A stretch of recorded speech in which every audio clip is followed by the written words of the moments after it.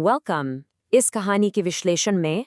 Or, in the analysis of this story, we are diving headfirst into one of the absolute most chilling, masterful pieces of literature ever penned. I'm talking about Kafan, or The Shroud, by the legendary Hindi author Munshi Premchand. So let's just jump right into the dark psychological depths of this tale and unpack the really complex social realities it brings to light. I want to drop you right into the setting of this story. Picture this. It's a freezing, pitch-black winter night. Everything is just dead silent, the whole village swallowed by darkness. But right at the door of this tiny, run-down hut, a young woman named Buria is screaming. The tearing agony of childbirth. And outside, her father-in-law Gisu turns to his son, Buria's husband Madhav, and delivers this chillingly casual line. He just says, "It seems she would not survive. The whole day has been spent running around. Go and see." The tension here is just absolutely palpable. This scene right here brilliantly illustrates the horrifying contrast of the whole story. Inside that dark hut, you've got Buria writhing in severe, life-threatening labor pain. And outside, get this, her husband and father-in-law are literally just sitting by a dying fire, silently peeling roasted potatoes that they dug out of someone else's field. It's this extreme display of human agony right next to grotesque apathy. And you know what's truly unsettling? Neither of them wants to go inside to check on her. Why? Because they are terrified that if one of them leaves the fire, the other is going to eat the larger share of the potatoes. Their immediate hunger completely overrides the life of a dying family member. No way, right? But that's exactly what's happening. Now, to understand this kind of apathy, we really have to look at who these men are. Gisu and Madhav had a pretty notorious reputation in their village. They belonged to the Chamar caste, and honestly, their work ethic was practically non-existent. Gisu would work for one day and then rest for 3. Madhav, he was such a shirker, he'd work for maybe half an hour and then just smoke his pipe for an hour. They survived by pulling up stolen peas and potatoes or chewing on stolen sugarcane in the middle of the night. They lived this strange, carefree life, covered in absolute rags, completely devoid of any worldly anxieties, and buried in unapologetic, heavy debt. Even when the villagers abused or beat them, it's like it didn't even faze them. They felt zero sorrow. And this moment reveals a sheer, terrifying emotional deadness. When Gisu tells Madhav to go check on his dying wife, Madhav responds with this chillingly pragmatic line. He says, "If she has to die, why doesn't she die quickly? What will I do by looking?" Really think about that. This is the woman who, for the entire past year, had brought some semblance of order to their chaotic lives, literally grinding herself down just to feed them.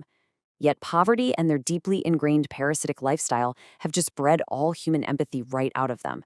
They are literally just waiting for her to die so they can finally sleep in peace. But here's where Premchand frames this socioeconomically and points out a really dark truth. In a society where the condition of those who worked day and night was honestly no better than theirs, Gisu's mindset kind of starts to make a twisted sort of sense. He was almost more thoughtful than the average peasant. You see, Gisu realized that breaking his back with hard work yielded the exact same misery, the exact same starvation, as doing absolutely nothing at all. So his laziness wasn't merely a character flaw. It was this quiet, cynical rebellion against a broken, exploitative system where hardworking farmers were just as destitute as the idle ones. Notice how rapidly the pacing of this tragedy shifts. When morning breaks, Madhav goes inside and finds Buria completely cold. She and the unborn child have passed away. But the grief?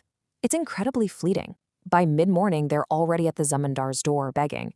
By the afternoon, they're wandering the market, supposedly to buy a shroud for her funeral. And by evening, they arrive at a tavern.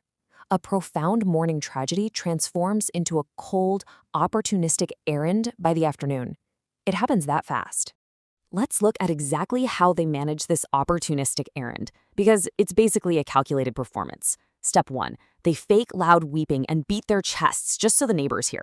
Step 2, they run to the village zamindar. Now, keep in mind, the zamindar absolutely despises them and has literally beaten them before for theft. But Gisu falls at his feet crying that they have nothing for the last rates. The zamindar is completely disgusted, throws 2 rupees at them, and doesn't offer a single word of sympathy. And then, step 3, they use the fact that the zamindar donated to guilt the rest of the village merchants into giving too. Within an hour, they've extracted a massive sum for that time period. 5 whole rupees, plus wood and grain. And this brings us to the central irony of the narrative, the kafan.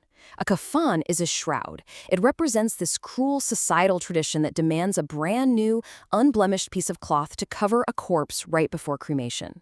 Through this, Premchand is forcing us to look at the severe hypocrisy of a society that starves the living, offering them barely a torn rag to hide their nakedness while they breathe, but insists on decorating them with expensive new fabric the very second they die. So, as they wander the market, supposedly looking for this kafan, they examine silks and cottons, but something holds them back, and they begin this intense philosophical rationalization. They say, what a bad custom. She who didn't get a rag alive needs a new shroud when dead. They reason that, well, the shroud just burns with the body anyway, right? And if they had these 5 rupees earlier, they could have bought medicine to actually save her. It's a striking piece of cold, unassailable logic. And as they're discussing this, they mysteriously just walk right past all the cloth shops. Then, the explainer takes a pivot into the surreal. As evening sets in, led by some dark, divine inspiration, the father and son stop outside a tavern, a madhushala. Without explicitly saying a single word to each other about what they're actually doing, it's almost like they're following a prearranged plan, and they just step inside. They completely, utterly abandon the quest for the shroud. The money meant for a sacred, final rite of a dead woman is about to be used for something entirely different. Inside, the scene builds into this almost grotesque spectacle. They order an absolute feast. We're talking a full bottle of liquor, fried fish, 2 sears of hot porries, chutney, pickles, and liver. They drop a massive 1.5 rupees on food alone. Keep in mind, back at the hut, Budia's corpse is lying in the dust with flies buzzing around her face. But here in the tavern, they are indulging in sudden, unprecedented wealth, eating like absolute kings using money they extracted through their dead wife and daughter-in-law's tragedy. Now, you might be wondering, how do they justify this to themselves? Well, they use that cold, unassailable logic. Gisa says, what would we get by putting a shroud? After all, it just burns. It wouldn't go with her. They just completely absolve themselves of any lingering guilt. When Madhava asks what they're going to tell the villagers when they inevitably ask for the shroud, Gisu just laughs. He says they'll lie and say the money slipped from their waists and was lost. They sit there eating the puris like kings of the jungle, tearing into their prey, completely devoid of any fear of accountability or infamy. Honestly, they conquered those feelings a long, long time ago. This massive feast really reveals what actually matters to a man who has starved his entire life. As he eats, Gisu reminisces about his defining memory. It was a wedding feast hosted by a Thakur 20 years ago. Let me repeat that, 20 years ago. He remembers eating over 50 puris made of pure ghee, with chutneys, curries, and sweets, and he speaks of it with absolute reverence. It just proves that in a life of extreme deprivation, food, not human connection, not family, not love, has been the absolute sole source of genuine emotion and fulfillment for him. As the drinking continues, something incredible happens. Madhav, full and drunk, takes the leftover leaf plate of porties and hands it to a starving beggar who is watching them. Premchand writes that Madhav experiences the pride, joy, and thrill of giving for the very first time in his entire life. The twisted irony here is just staggering, isn't it? Madhav feels the immense, glowing pride of a great philanthropist by giving away leftover food that was bought using charity money, which was meant for his dead wife's funeral rites.